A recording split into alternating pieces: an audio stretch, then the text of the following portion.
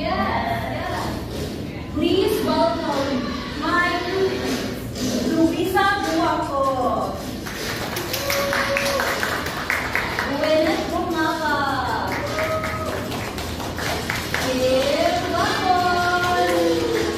And I am Althea Vivio. At kami ang ikalawang pangkat.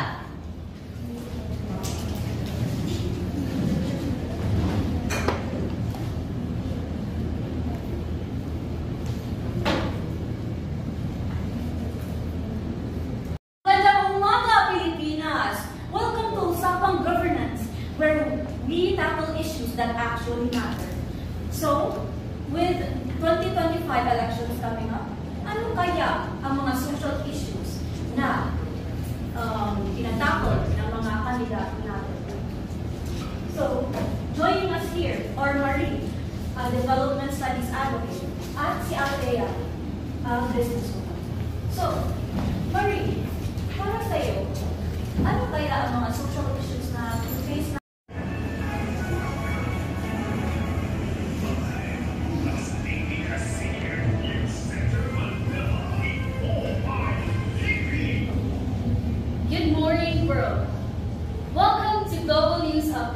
the show where we break down the biggest issues shaping our planet.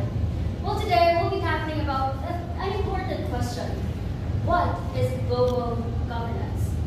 First of all, global governance refers to the various processes by which global affairs are managed. It encompasses the totality of norms, principles, rules, procedures, and institutions that regulate the behavior of the states and other actors on the world stage. So historically, the nation and states were the primary actors in global governance. However, today, other actors are involved. So it includes the intergovernmental organizations, or the NGOs, and the non-intergovernmental organizations, or the NGOs. Now, the IGOs are composed of member states or countries that are established for a single or multiple purpose. This includes the United Nations and its agencies. Right. Now, for this game, I will be asking you a question, and I need you to raise your fingers. So each one digit represents for letter A, meaning the answer lies in the letter A. 2 digits for letter B, 3 for C, and D for 4. Now, I need everyone to participate. I need everyone to engage with me. We'll be giving prizes. And also, but these prizes will be given at the end of today's sequence. And also, I forgot, I'll be giving you 10 seconds to decide and answer. Are you all ready? Yes. Energy? Yes. Very good. Now, let's proceed to the first question. First question. Global governance only involves governments. Is this true or false? A is true, B is false. I see a lot of hands.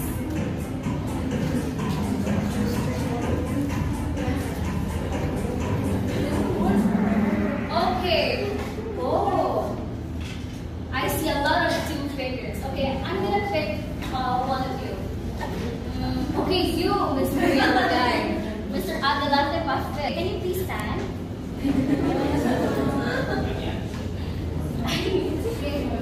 What's your name? What's your answer? Cause? Why? Can I ask? Actually, whatever explanation. Okay, sit down. Okay, I'll ask from this side. Kids are only raising hands. Can I see again? Okay, you, Mr. Bo, and Miss Bo. Sorry. Okay, can you please stand? What's your name? Kristen. Hi, Kristen. Can I answer again? My answer is false because like what you said, what the reporter said, global governance doesn't only involve government, but it is a kind of involvement in the states. Yes, Very good, guys. Hinilundiwan ako dapat iniwan. Okay, so yes, the answer is Sa mundo, dito sa Chikami. Let's get started. So, welcome back, Luisa. Welcome back, Alethea at Marie. So, after all of that, anong chismis na natin about global governance? Cassandra, to be honest, it is complex, but it is crucial. Hindi ito basta chismis lang. This affects our future. And we heard from Alethea earlier that it does not matter. What do you not think? I have seen the figure report, and I think I was wrong. It matters because it affects the economy of every nation. I think talaga we need more transparency. At kailangan natin malaman kung nasa mapupunta ang mga pera at kung saan or paano natin gagawin ang desisyon para sa ating komunidad. That's right. We need to hold our leaders accountable. Dapat siguraduhin natin na ginagawa nila ang tama para sa ating bansa. So, ano ang takeaway natin para sa mga manonood? Para sa mga manonood rather, we should stay informed, be engaged, and we should not be afraid to speak up. Tama. It's up to us. Kapit bisig sa kinabukasan. Ito ang global governance. So, that's all the time that we have. Salamat sa panonood.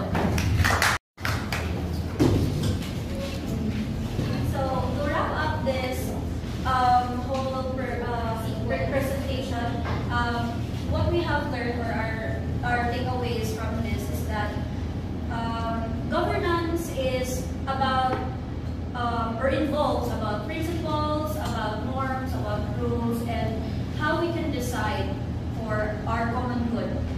And it also that it does not limit to just the state. It also can be branched outside the state, which includes NGOs that are not hierarchical organizations. So we have IGOs and NGOs. Now the IGOs, they're composed. You know what's IGOs, right? We said earlier that it stands for Intergovernmental Organization. Now the IGOs are composed of member states. Member states meaning countries. So they are established for various objectives. This includes many organizations. This includes the UN, the IMF, the World Bank. Those are just a few. Now, there are also NGOs. We're familiar with NGOs. But mas madung pa na to ang NGOs kaysa IGOs. We will agree. Yes. Okay. Now, NGOs, they are private. They are voluntary organizations that support and sometimes do things that the government cannot. For example, Anike, kanang sa Yolanda sa Typhoon Yolanda pag 2013, Red Cross, the Suchi Foundation, I'm not sure, but I think they provided aid since government really did not reach an area. The NGOs also work with the IGOs during that time. And apart from So I'm about to go to the United Nations, and I hope that you're going with me today. And so let's get started and let's catch the plane.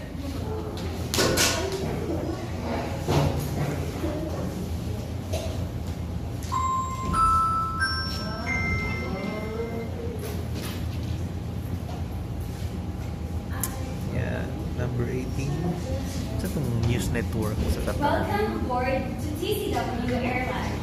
Before we take off, we prepare a quest for 19. everyone on board who wants to play How this game. We call this game. Take a wild guess. media I scene have in 3 the words, West? and one of you may pick one card.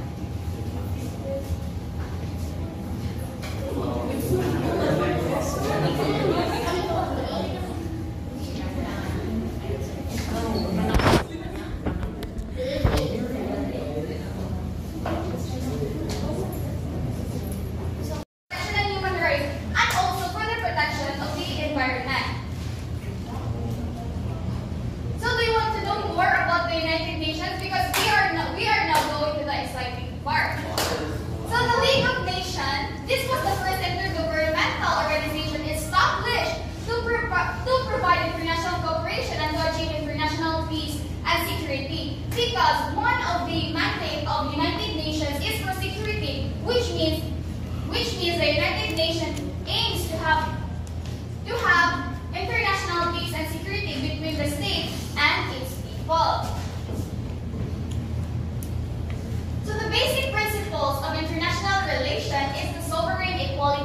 state, which means no biases at all. The second one, international problems are within UN's jurisdiction, which means international problem arises, then the United Nations can intervene. And the next one is for primary concerns of international peace and security, because this is the top and foremost. Here na start, guys. Tomorrow na mag-stop. Please na mag-stop mo yung answer, ah. Okay, sige, ready? 1, 2, 3, go.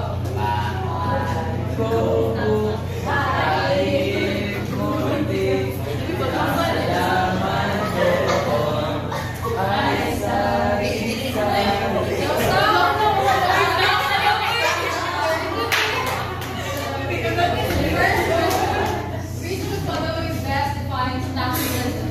A. Belief in complete government control. B. A strong identification with one nation and culture. C. A preference for international governance. D. A rejection of cultural traditions. Letter D. So, Strong identification with one nation and culture. so next slide, please. Slide. Wow, very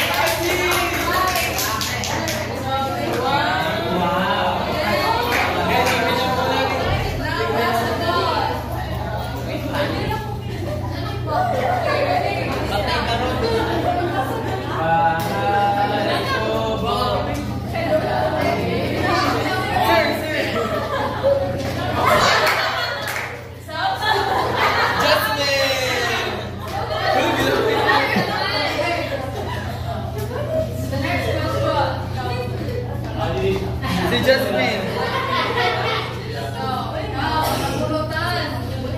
number 2, nationalism is loving only your country and rejecting all others.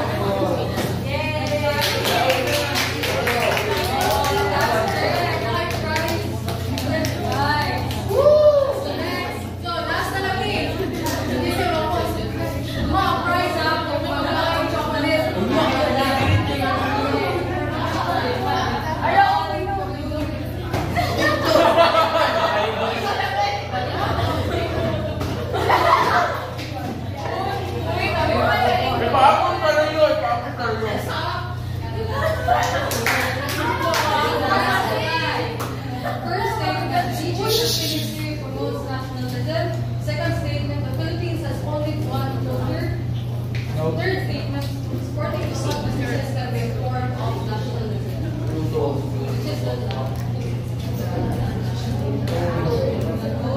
So, reveal the answer, please. That's correct.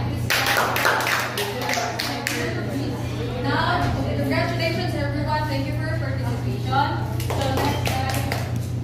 So, but before we're going to start, we want to show you an introductory video about the nationalism to give you an insight about what is nationalism is. So,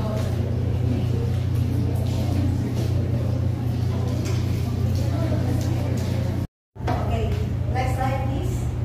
Another picture. Aside please sa second mga kwarta.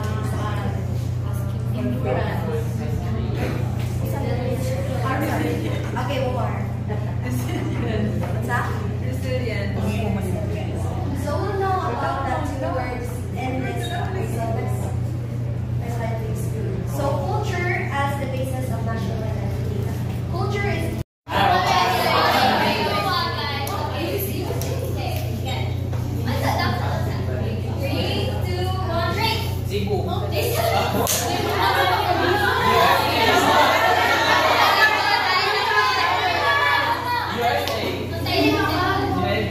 Lahi na po si Jason, ikatulo na na.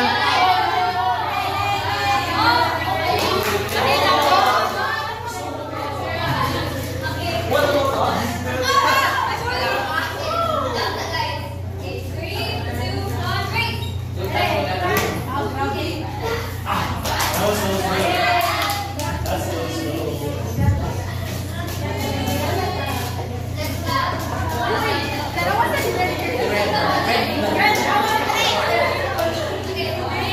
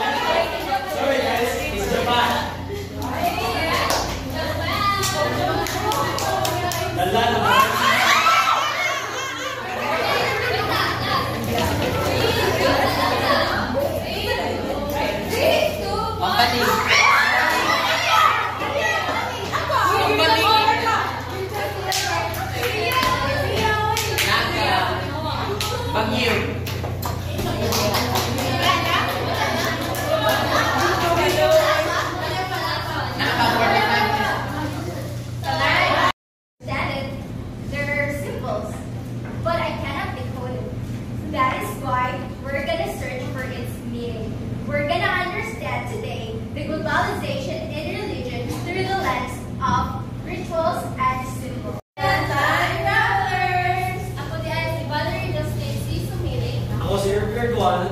Ako si Maria David Cristian. Ako si Adrian Ryder na Cecilia. And kami ang word for today. So okay guys, mag-ready na ta sa atong biyahe.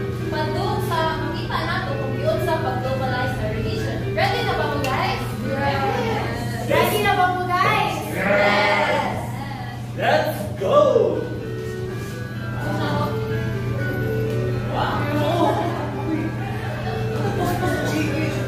Let's do it together, okay? 1, 2, 3, Push!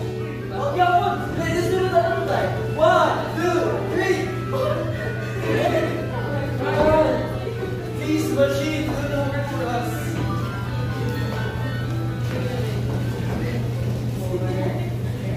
Wow! Mga sa 3rd century BCE sa India.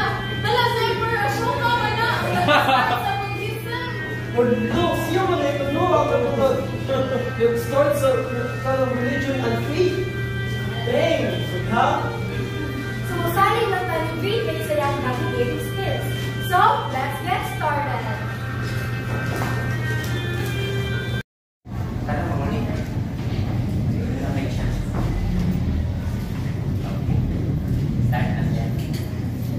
So good morning everyone. My name is Rexon. And I am Giselle. Today standing here in front of you to discuss our topic about Global divide. So di ba grabe, gana mag-start ng day pa, di ba happy-happy lang tatanan. So we will start our presentation with a game. And we call this game as This or That Fast Talk Edition. So, grabe kayo sa title game. So here's how to play this game. So each round represents 2 choices. One displayed on the red box and one is displayed on the blue box. So variation in battle. Adobo or sinigang? Again, adobo or sinigang? Be the mayor of your town or be the principal of your school?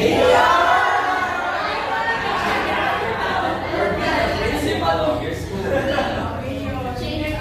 Jeepney or modern bus?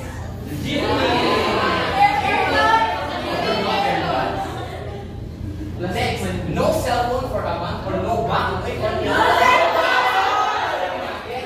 No cell phone for a month or no bank. Be a national hero or be a famous celebrity. Be a national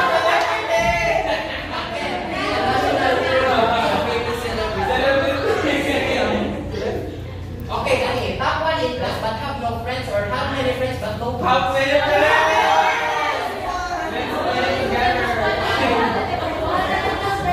Okay, next. Live in the province forever or live in Cebu forever? Live in the province forever or live in Cebu forever? Okay. Travel to 7 countries around the world or travel to 7,600 islands in the Philippines? Travel to 7 countries abroad or travel to 7,641 islands? So ang last, modern or traditional? Modern! Again, modern or traditional? Modern! Okay, so that's how you play this or that fast talk edition. So clap. Thank you for participating. Pero kapag grabe na pati ang game pag wala yung winners. Now, so, mubalik ta sa last na question, okay? Inside nagpili sa modern, please raise your left hand. Okay? Pagka na umamo po niya o budaghan po niya, patay mo naman. Inside kung pili sa traditional, please raise your right hand. Okay, sa nato nag-raise ang oras to. So, again, gusto man ninyo ng prize, pero magmuna ako ng prize. So, let's go to the twist of the game. So, we will be playing a video showing an interview conducted among the Senate Committee where they were asked to choose between modern or traditional. Those answers who align the majority choice of our interviewees will be the winners of the game and will receive the prize.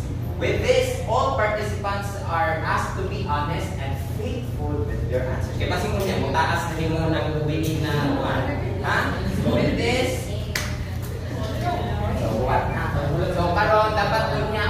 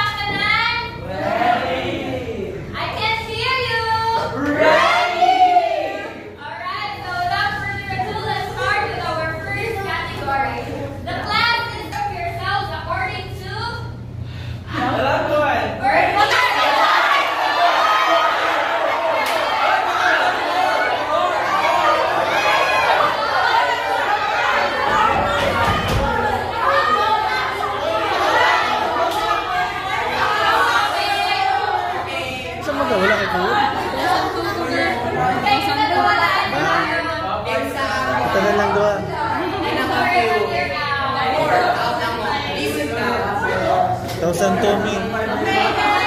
Okay, next category. Oh! Group yourselves according to favorite color.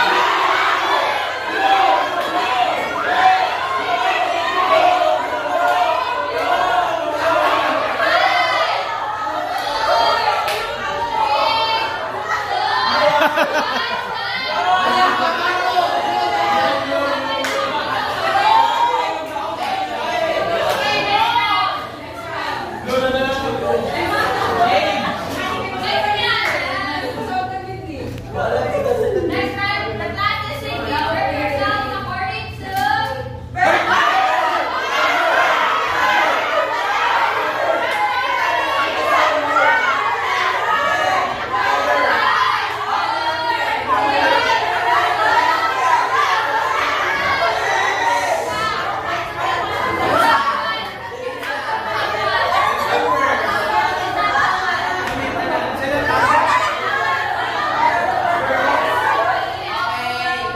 Sa mga panganalain, input na.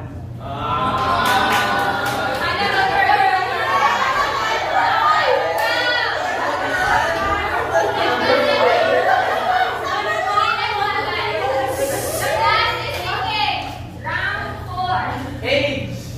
Group yourselves according to device time.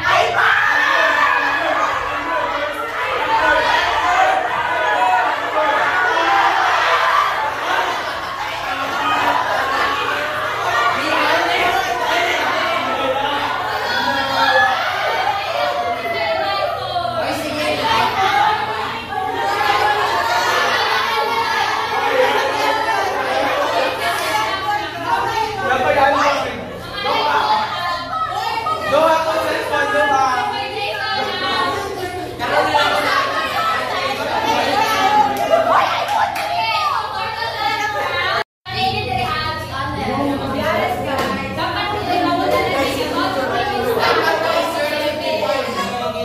Yes.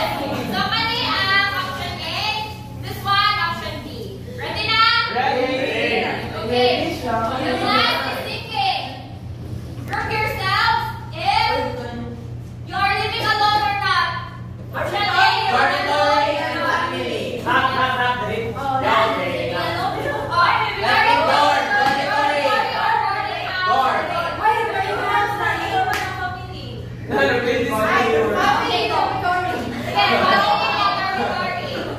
Sige na, pinalis ko mo.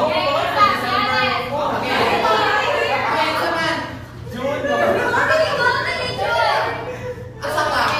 Asa ka dito? Okay,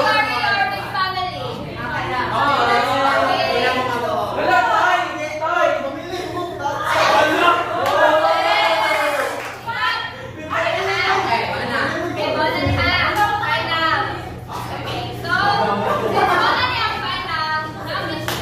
Ay, twist. And then this is, isa to ang 9 list members mo ang winners.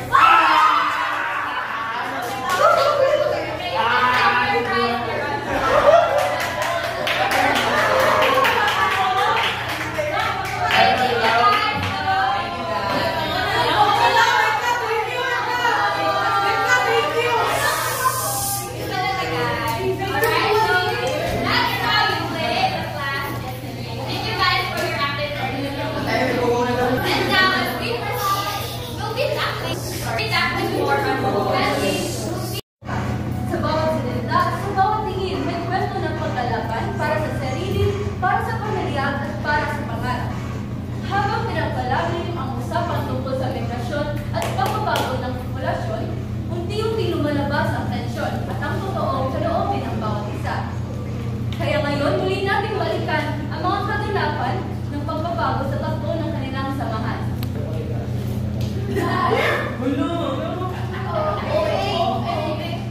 Sorry po sa kakapagbansa ko ha. OA, yung vibration lang. Vibration is defined as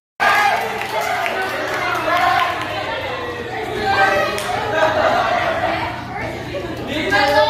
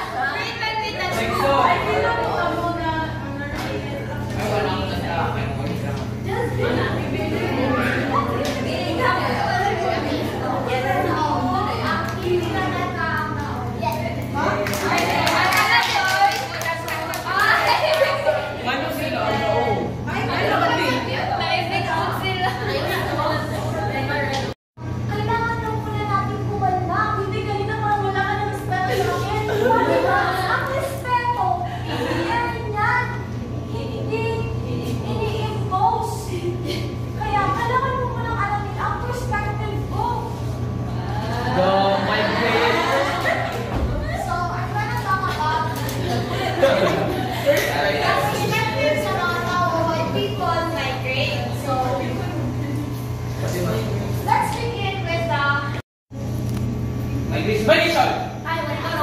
Baro. Ikaw, walang kailangan. Dolphin.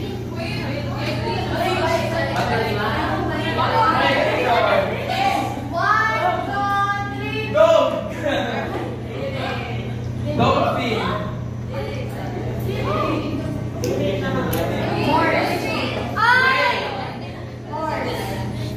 Bill mo na fish.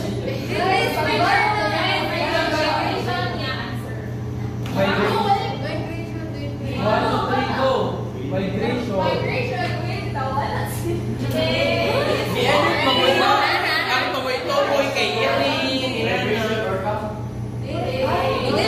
Migration, Elsa. I-edit na ba ito?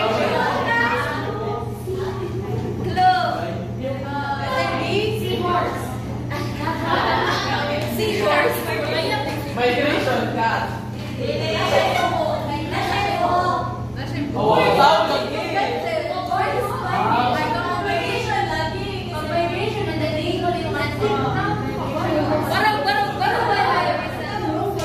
What was up here?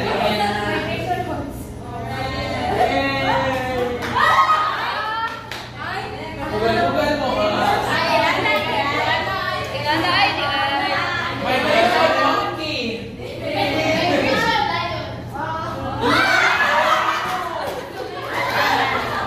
Wala ka ba yung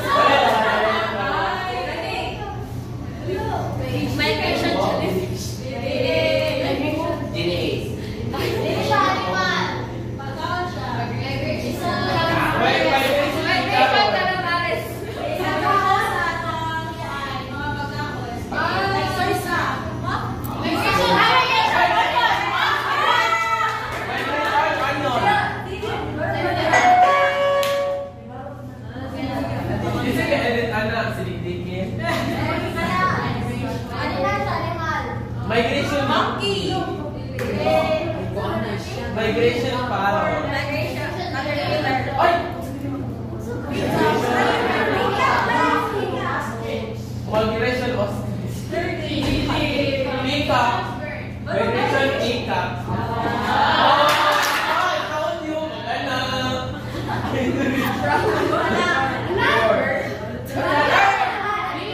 Migration. Hello?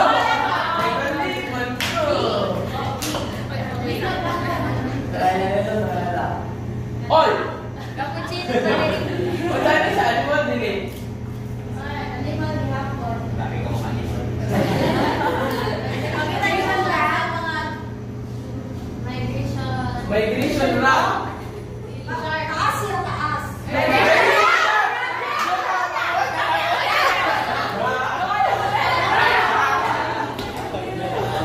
Bakit ko na din? Ay! Kuya, migration duck.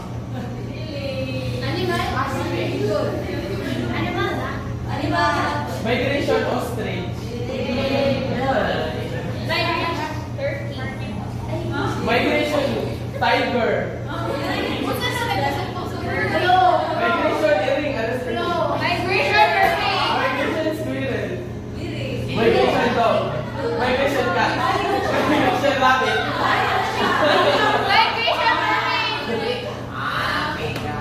Oh, sakto po! Migration pineapple. Migration cockroach. Ay!